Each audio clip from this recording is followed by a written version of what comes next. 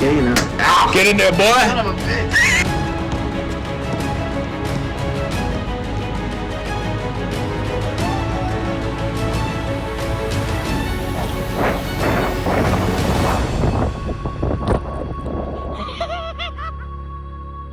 Welcome back, everybody, to another episode of Dose of Stos. I'm here again with my boy Joey, and we are going to be diving into some football, some basketball, a little bit of the World Series. Going to be touching on our local markets, Boston and New York sports.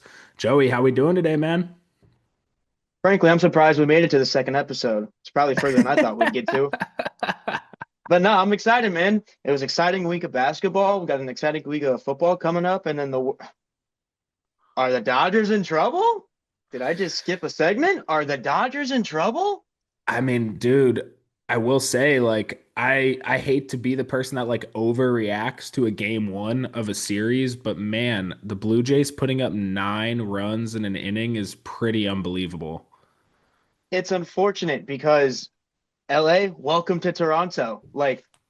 You don't know how many times I've seen the Blue Jays just hit and hit and hit. And when you think they're done, they hit again against the Yankees. I mean, you could check the box scores of the games this season. It has been nothing but there has been legitimate blowouts, 10-run innings. And it's it's not it's a 10-run inning here. It's like one or two innings a series. Dude, it's every insane. time we played them, the bats seem to be as big as humanly possible, and it feels like no matter what they do, they can't it feels like the field is this entire world, and then they just hit the ball and it's gonna fall. It's the most ridiculous thing. I know, it's crazy, but that's man. but that's postseason baseball. I It mean, is. even the Dodgers were doing it on the other side. Savage and Snell, both of them had to work to get these outs. They foul off 2-strike pitches, making them work really hard to get these outs. They're not throwing away at bats. Yankees. They don't throw away at bats. They fight, they foul, and they stay into it. It was Dalton Varsho, former Diamondback Dalton Varsho. Mm-hmm. He comes up to bat against Snell. His first at bat, Snell doesn't give him a fastball, and Varsho just keeps fouling away pitches, fouling away pitches, fouling away pitches. Varsho is known as a fastball hunter. It's what he does. Yeah. And so he didn't get the fastball on his first at bat. His second at bat comes up, and Snell gives him a first pitch fastball, and Varsho, bing, see ya. I Solo know, shot. dude. That's just what they do. That's a really small example, but it's the same thing of they foul off pitches, they're waiting for their pitch, and then when they get it, they just don't miss. No, I they know don't. it's kind of hard to say, yeah. baseball play, it's a basketball thing. If somebody gets hot, he can't miss, he don't miss. It's hard to say that about an MLB team, but when the Blue Jays are hot, they're swinging a piece of plywood out there. It's just that's how wide it feels like those bats are, because they just cover so much of the plate. And the Dodgers found out what it's like firsthand.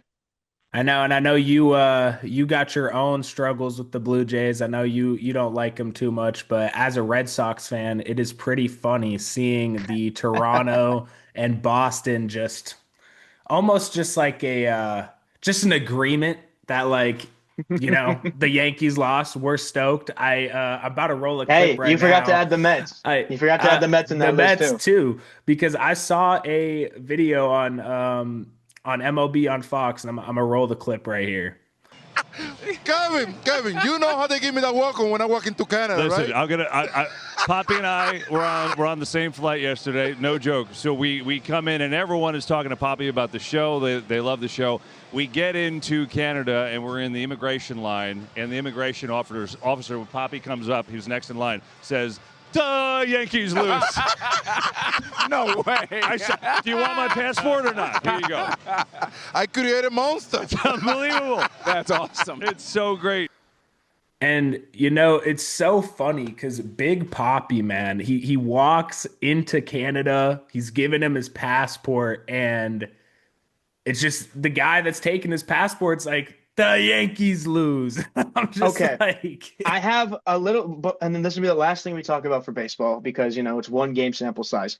It drove me up a wall, right? That the official Fox MLB account and page pinned The Yankees lose.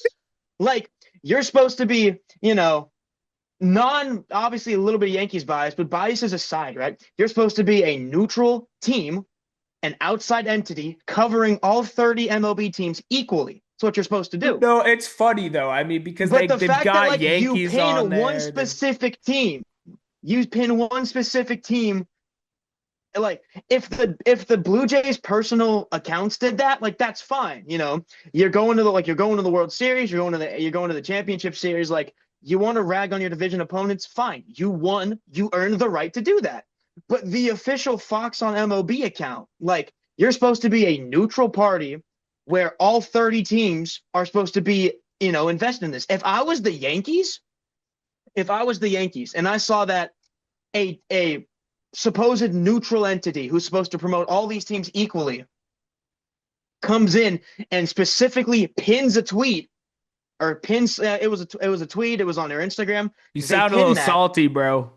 And it's there for over a week. Like, you're supposed to be neutral. Like, how would you feel if how would you feel if New England makes it to the postseason? This is prime Brady Patriots, right? They lose in the postseason, and the the NFL account pins the Patriots lose, the dynasty's over. They keep it it's funny like, though, Joey, that's because the kind of thing I'm talking about. No, yes, but you're also forgetting the fact that 3 of their analysts on the show are literally Derek Jeter, Alex Rodriguez, and David Ortiz. So it's like it's just a funny running joke. You can't lie. Like the engagement is there. I see every time I see something, it's like it's viral. It's just hilarious in my opinion.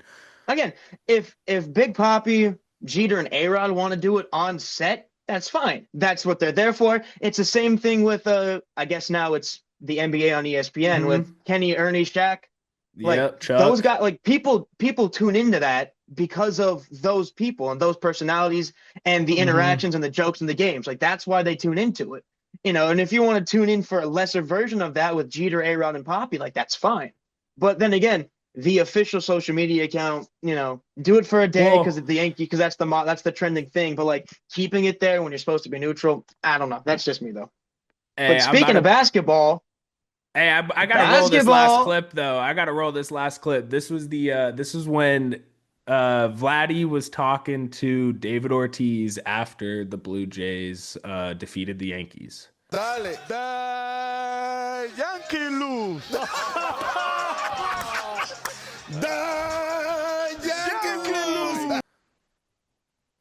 Come on, bro. You have to admit it's pretty hilarious though. Like, come on. I think it's crazy that Vlad, becomes a guy who at the beginning of the season, Blue Jays fans are like, well, what are we doing? He's not re-signing. Do we trade him? What do we do with Vladdy? And then all of a sudden he signs the contract. They go to a deep postseason run. And as soon as the postseason started, he flicked that switch. And next thing you know, against the Yankees, he couldn't miss. And then I'm seeing him play great defense, even though he's had a track record of being a very bad defensive first baseman. And I'm seeing his big ass hustle, Superman dive. Like he's running out here like he's Tyreek Hill. Like I blink and he's going first to third and he's running and he doesn't have his dreads anymore. But if he had his dreads would be flying in the wind. He's losing his cap like he's Jazz Chisholm. And then he dives into it.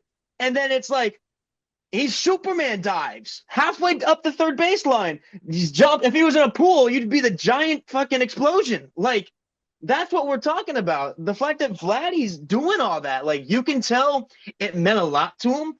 I just wish that now that I know Vladdy can play like that, if he doesn't play like that for a full season, I'm going to be pretty upset. Shout out Vladdy Jr., man. I love Vladdy Jr. Shout out Vladdy Sr. He's a better player anyways. Okay. We gotta upset Yankees fan in here, but also just outside looking in, just having that rant with the Toronto Raptors jersey on is albeit pretty funny. Like you come here for the comedy, right? That's pretty. It's ironic. Shout out Kyle Lowry, man. The Adidas jersey too. That's when you know Kyle it's an OG, Lowry, bro. Duh. When you see an Adidas NBA jersey, that's when I got this as a gift though. This was a gift. Shout out my boy Dell. This was a gift from him, and he knew I was a Raptors fan, so he gave me this jersey. That's fire, dude. That's sick. Yeah, we should hop into some football though, man. You want to go football? Copy. Or Let's roll. you want to go basketball? You want to go Yeah, basketball right now? I was just thinking we just cover basketball.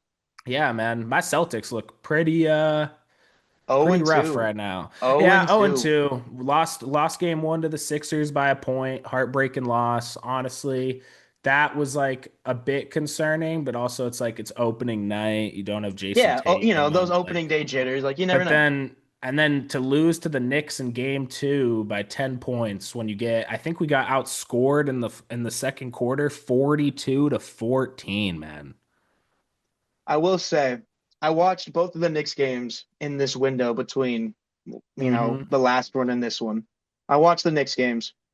And I said, "Oh, you don't have nothing to worry about with the rotation." But the statement I made on the first episode was, "How does the new coach come in?" And it's always a little scary seeing how that new adjustment looks. Hmm. It is night and day, a different team. The philosophy is completely different. Tibbs went from never using his bench to now Mike Brown comes in and he's doing nothing but seeing how deep his bench goes. And you're seeing role players that didn't get a lot of burn, like Tyler Kolek. Kolek is actually giving the Knicks really, really solid minutes. Yeah. And on a team that is known for like the whole stat, like, oh, Josh Hart has played every minute of every game, and Mikal Bridges has started in 60, whatever it is, every game straight for the last 3 years or whatever it is. Like they have some Ironmen on that team, but you can kind of feel like towards the end of their last postseason run again, and especially when they got eliminated, you could see that the tank was pretty empty, right? Just the hustle and the long grind of the season, having a deep postseason run, the tank was empty at the end of the road. And so how do Yeah. you go about fixing that? You elongate your rotation, you get more of your role players in, you get them more minutes, you feature them more, and then something that I specifically liked and it was called out by the broadcast, it was really good and it was interesting and I thought about it and I thought it made a lot of sense. Jalen Brunson, used to be the guy to bring the ball up the court every play on every possession. Yeah. It's not He like that was. anymore. It's Jalen, not. they rotate it. OG will bring it up. Mikal will bring it up. Which I When Kolek's in like. the game, Kolek will bring it up. Sometimes Jordan Clarkson Hmm. brings it up. Sometimes Cat brings it up. It's like you changing who brings the ball up on the court. You're It saving changes Jalen Brunson. everything, dude. You change Jalen Brunson from him being harassed as soon as he gets the ball, and then you let him do more. You let him get open off ball because he's a great off ball shooter, but he's Hmm. also really great. And his best skill, in my opinion, is creating his own shot, getting to his spot, creating and converting tough looks in contact. That's just what Jalen Brunson does. But doing that over a full season takes a lot of wear and tear. It takes a lot of fortitude, takes a lot of toughness. And so every time you can get the ball out of his hands, just to let him, the little thing of running, just letting him run up the court, unbadgered and just sitting in a spot while the play is happening, Hmm. it's gonna pay off so much dividends for the Knicks in the long run. I know, and I was gonna say like moving back to the Celtics because they obviously just lost to the Knicks. Is Yep, of it obviously there's still 80 games left, right? course. But is it too early to kind of hit the panic button for the Celtics, or is it is that trajectory looking like wow, like this team? Now, mind you, I don't think a lot of people give Jason Tatum credit. I will be somebody that says that. I will say that till the end of time, probably. This team is so different without Jason Tatum, and I know Oh, a people are thousand gonna percent. say, "Oh, they lost Drew Holiday, they lost Kristaps Porzingis, they lost Luke Cornett, yada yada yada." But at the end of the day, you put Jason Tatum on the floor with that Celtics team, and they are a million times better. So, what do you think? Do you think it's too early to hit the panic button? I think that when they're both healthy, Jason Tatum and Jason Brown are the closest thing you Jalen have in Brown, the yep. entire league to a 1A and 1A minus, right? Yeah, I Both of agree. It's those like it's guys it's are 1A and superstars. 1B. Yeah. Both of those guys are superstars, and both of those guys play very well together. It's just the problem that I noticed is that who's going to step up? You brought in Anthony Simons to be that bucket off the bench for the sixth man.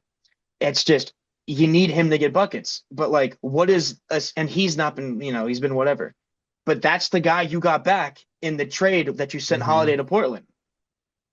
Pritchard is just he's a flamethrower. That's what he does. He's a sharpshooter. I know, and I'll But be honest, I hate to say this about Pritchard, man, because I love me some Peyton Pritchard, but I I know. do I do think he's better off the bench, dude.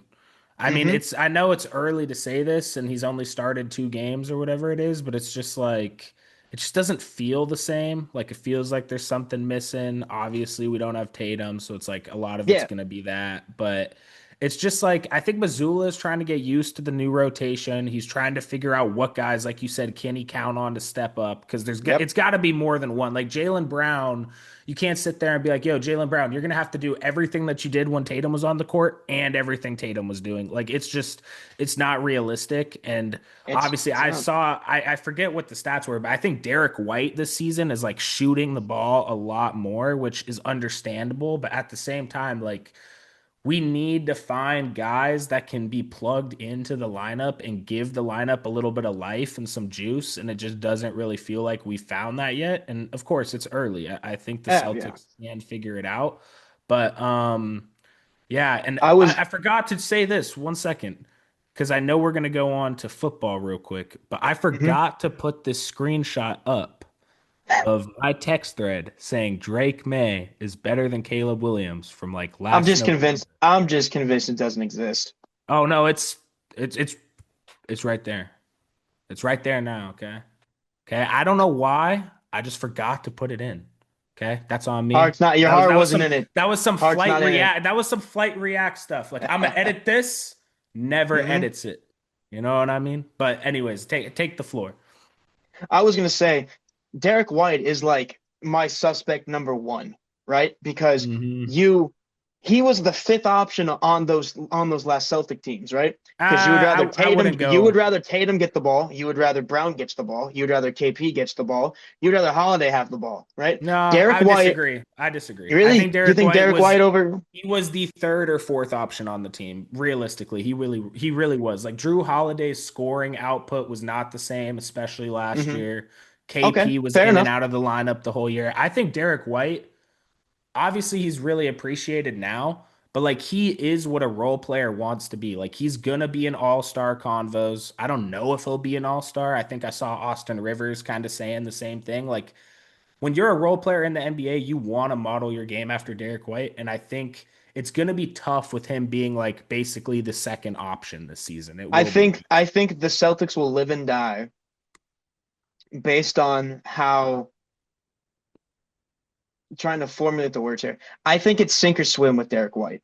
If he swims and he becomes like a really good, solid second man to Jaylen Brown, Hmm. then you're not gonna. Then I think the Celtics will be fine.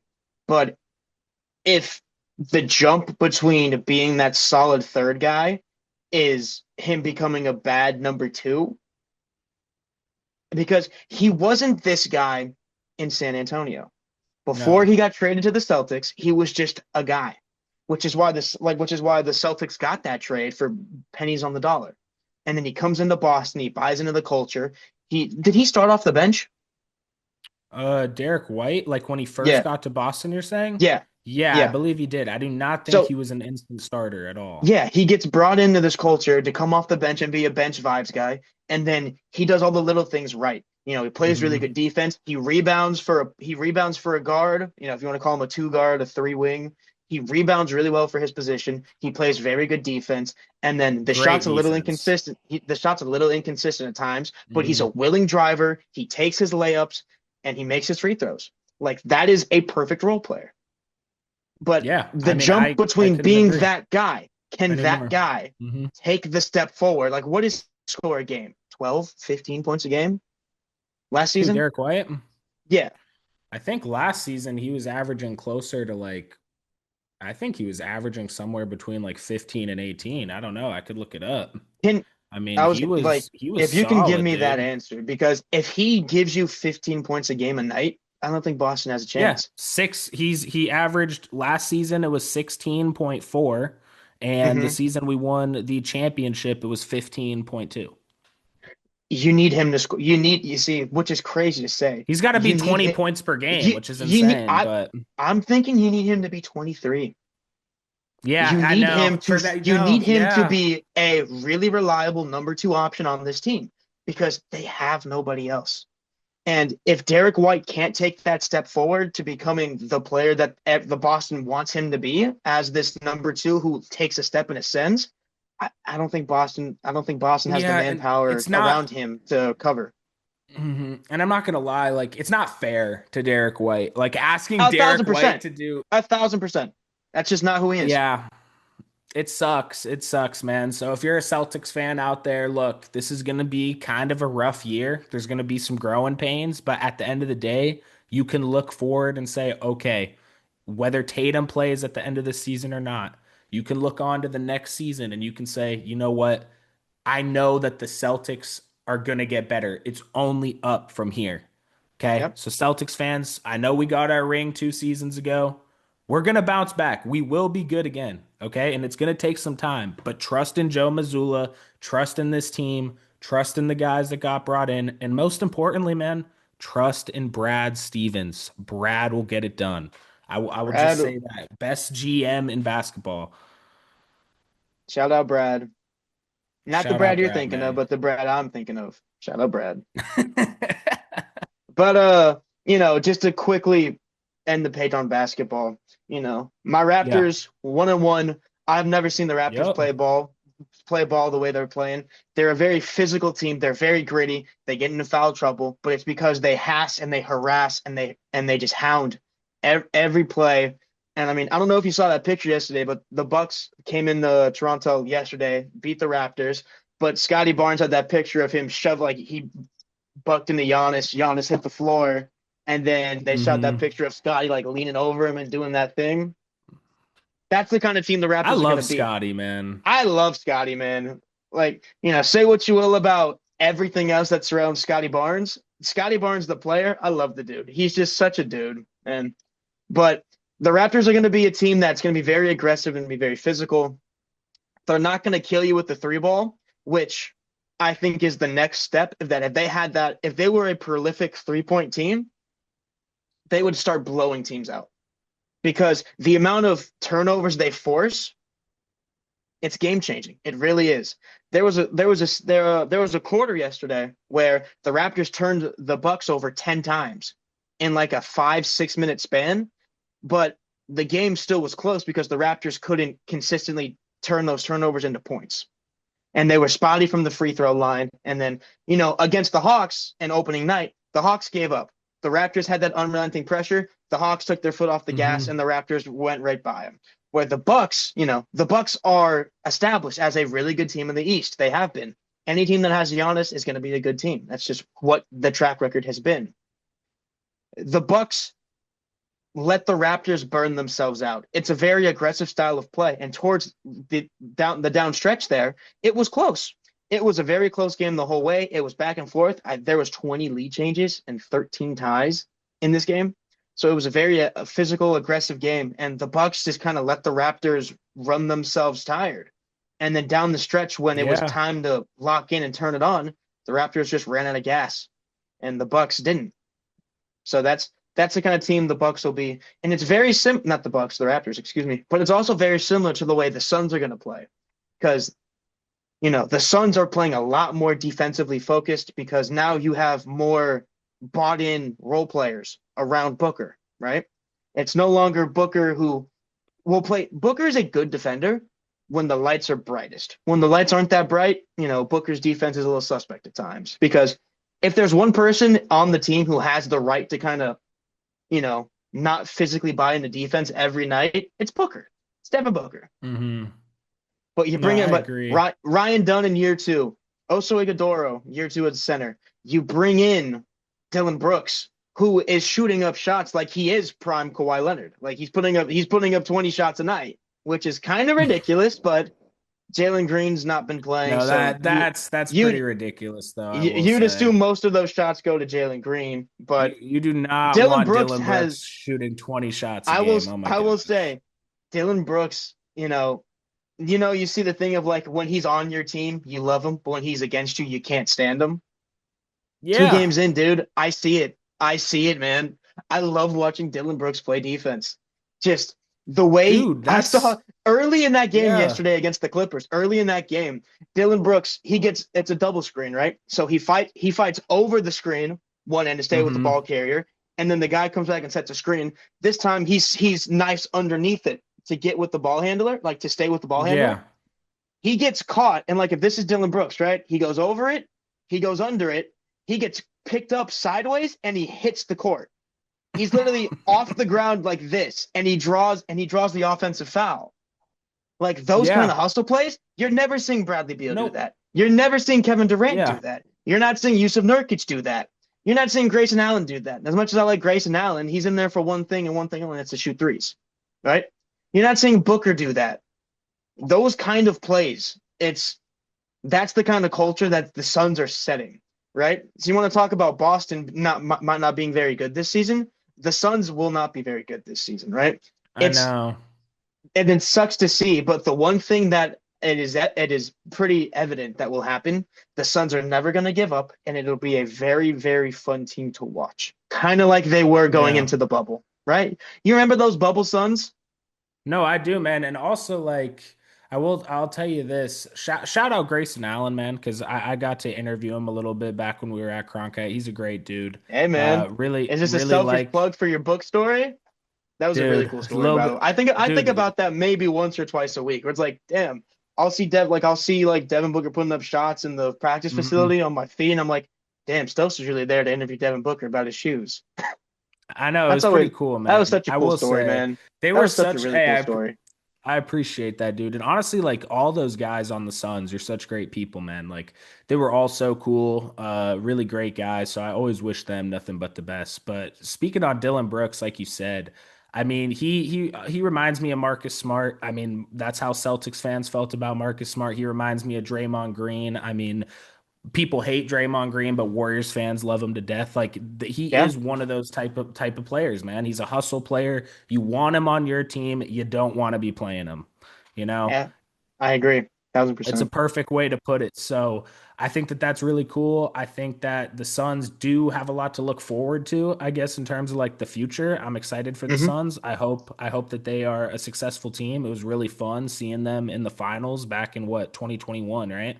Those are 2021. Hey man, finals. we were here. It was fun going to the it was fun going to the campus and see all the kids, like seeing all the people around us buzzing. I know. The city just has really a different cool. life, man. When the Suns were really good, really good, the city has a different buzz to it. It's the same Downtown thing with the D-backs. Phoenix is a vibe, man. When yeah, they're dude. doing good, man. Same thing with the Cardinals. Same thing with the Diamondbacks, man. When those teams are good, the city shows out and supports them, man. It's just Arizona has not been like a constant hotspot for sports. Like the Diamondbacks will run into a World Series run, the Suns will run into a finals run, but it sucks, man. I wish the Valley had more consistency with sports because it's such a big market. It's such a big market area.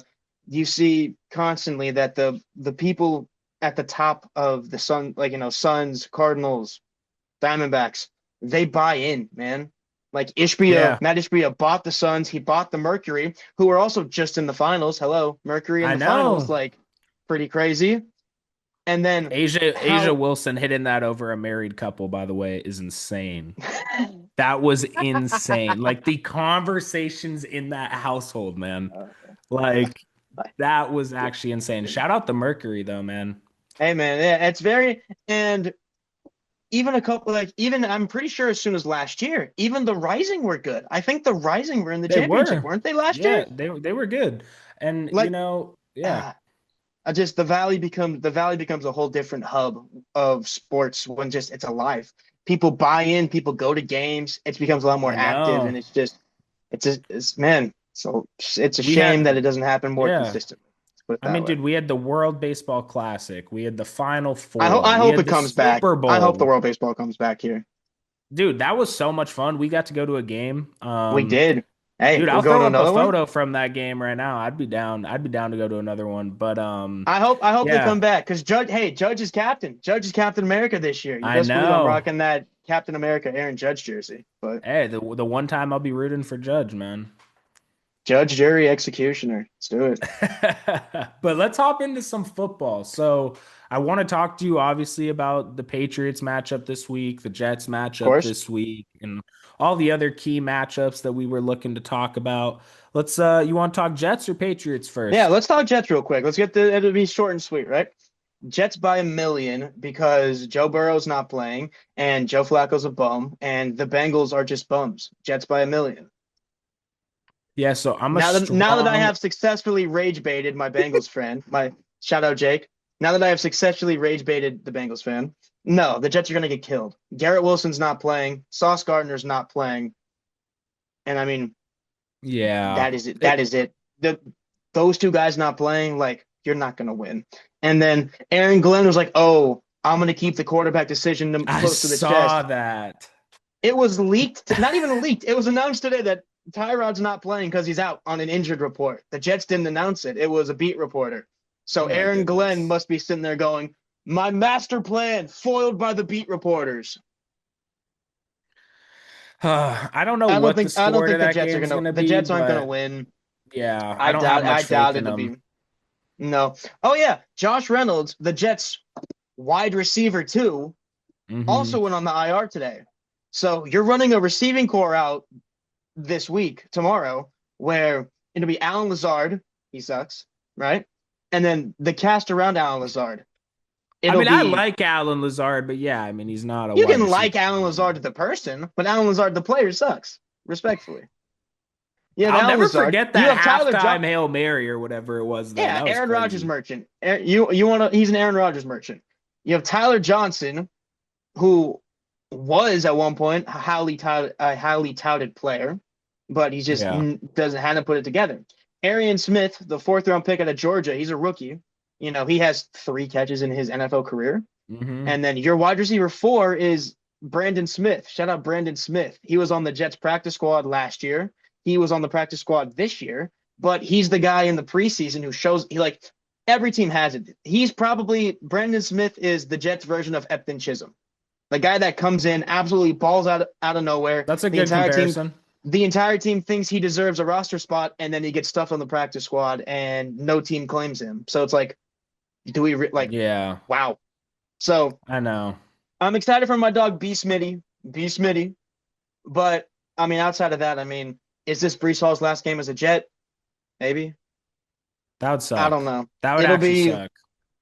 It hurt my heart, but I don't think the Jets realistically have any shot of winning. You know, I know the Bengals are having a bad season because of Joe Burrow, but Joe Mhm. Flacco gave him hope against the Steelers last week, and then I think the Bengals show up, get a job done, and send the Jets Yeah, packing the. I mean, God, would it be 0-8? it'd be 0-8, and I will say, I mean, the 0 and Bengals 8. they got Joe squared now. They got Joe Burrow, Joe Flacco. I mean, Oh whoever's yeah, their we don't quarterback, have anybody to it's guard gonna be Jamar Joe. Chase. We don't No, have a guy to guard Jamar Chase. We don't have a guy to guard T Higgins. it's gonna Yeah, be a rough one, man. I'm excited for Patriots it'll be Browns it'll be a though. tough watch. It'll be a tough watch for sure. I think Patriots Browns will be a good game. I know the Browns don't have the best record, but their defense looks really good, so I think it'll be a good test for the Top, Patriots, hey man, especially. Browns have a Yeah, top defense on paper. I know, and it's been tough, and they've shut some teams down. They beat the Packers earlier in the season, which was shocking, obviously, with Joe Flacco, who we were just talking about. But I think with this game for the Patriots, what I'm looking for is I'm looking for them to actually not come out flat at home because clearly they've struggled at home. I don't know if it's like the lights are too bright or they get like nervous in front of the home fans, or maybe it's just the way it's worked out.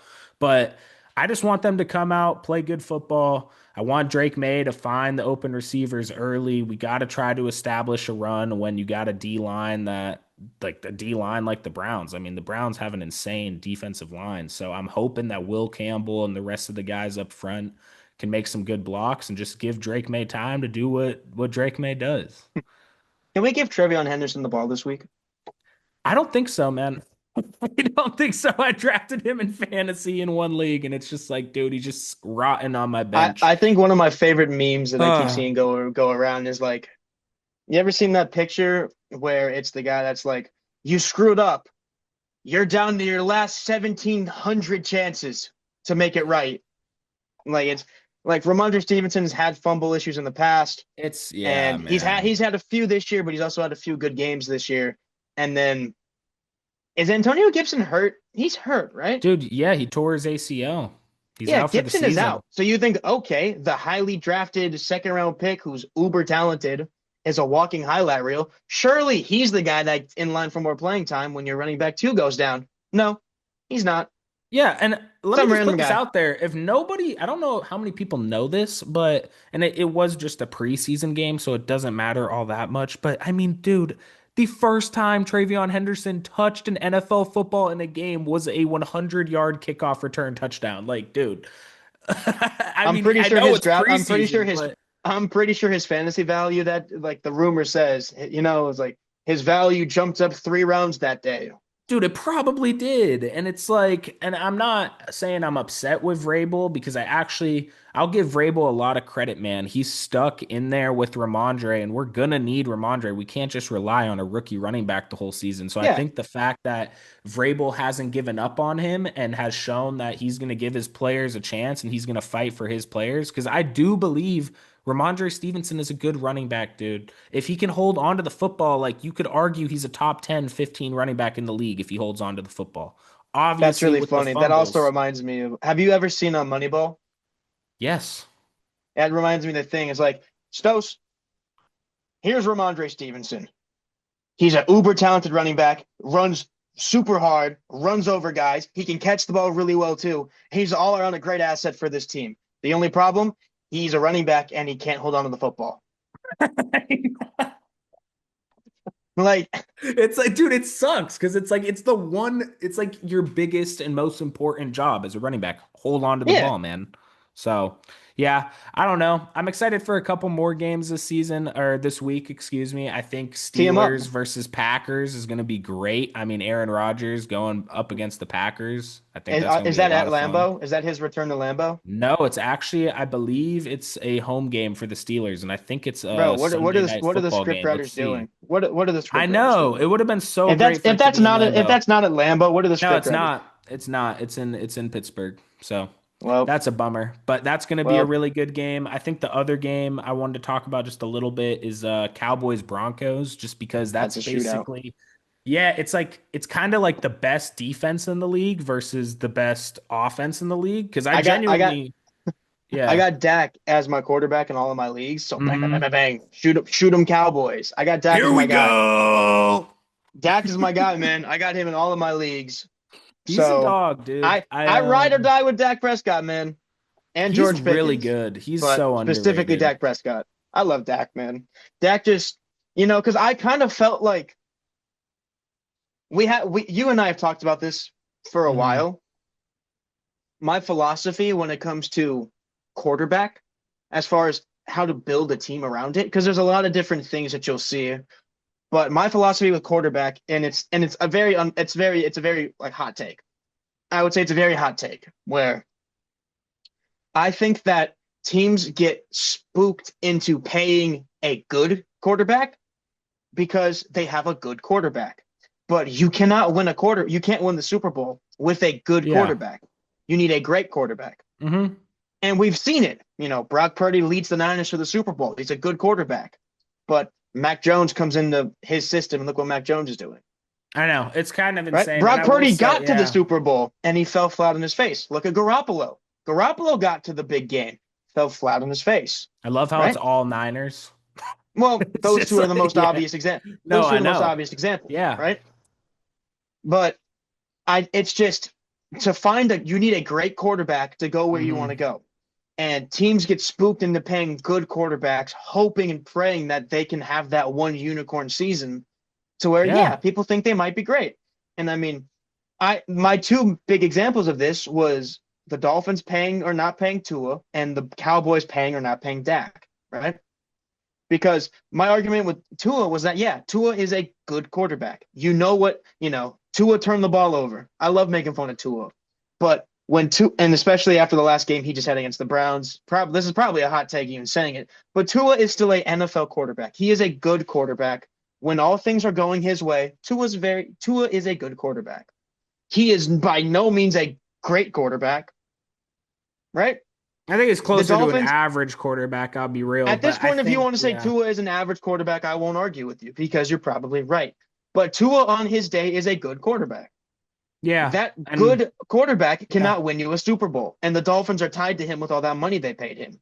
Whereas Dak, on the other hand, Dak has been a good quarterback who can get you to the postseason, but always falls flat in his face. I mean, how many times have we seen a Dak I mean, I Prescott-led was Cowboys at team? I was at the game, and I could probably throw up a photo here with my buddy Jack Rooney. Shout out Jack. But I was at the game where the Cowboys lost to the Niners in the playoffs, where Dak on the last play runs it up the middle and slides, and they can't spike the ball in time, man. Just such a sad loss for the Cowboys in that game, and just seeing that in person was insane, man. But I mean, on the bright side for Cowboys fans, I actually think that injury to CeeDee Lamb at the beginning of the season was kind of a blessing in disguise for them, if that makes sense, just because Dak and Pickens were able to get a little bit more of a connection and they worked on that. And now it's like you add CeeDee Lamb back into an offense that's been quite honestly dominating if we're just talking about their offense. So I think that's huge for the Cowboys. Yeah, I mean, the reascension of Javonte Williams certainly helps that. I mean, now Dallas has like a bona fide running game that they Hmm. can rely on. And then, yeah, Dak is slinging that rock, man. Go, Dak, go.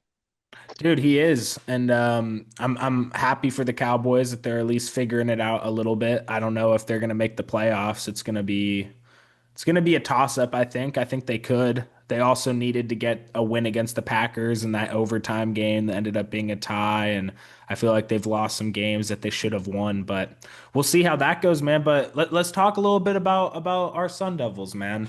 How are we feeling about the game tonight? They play Houston tonight. Houston's had a really good season. They only have one Yeah, loss. Arizona State has two losses, but Arizona State's also currently ranked again after the upset over yeah, Texas we Tech last are. week.